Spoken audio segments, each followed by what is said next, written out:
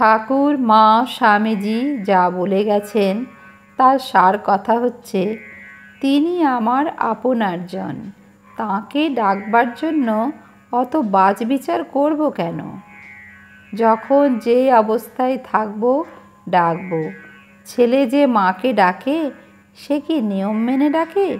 বিছানায় শুয়ে মায়ের সঙ্গে কথা বলছে, খেতে খেতে মায়ের সঙ্গে কথা বলছে, তা না হলে এরকম যদি করে যে মায়ের সঙ্গে কথা বলবো বলে তার আগে কাপড়টা পাল্টে নিই, গায়ে গঙ্গাজল ছিটিয়ে আসনে বসি, তারপর কথা বলা, তাহলে তো লোকে বলবে নিশ্চয়ই পাগল। এও ঠিক তাই, তিনি আমার সত্যিকারের মা। যখনই পারবো তাঁকে ডাকবো। চান করে ডাকবো, চান না করেও ডাকবো, আসনে বসে ডাকবো, আসনে না বসেও ডাকবো, সম্ভব হলে সব সময়ই ডাকবো, বলছেন স্বামী লোকেশ্বরানন্দজি মহারাজ।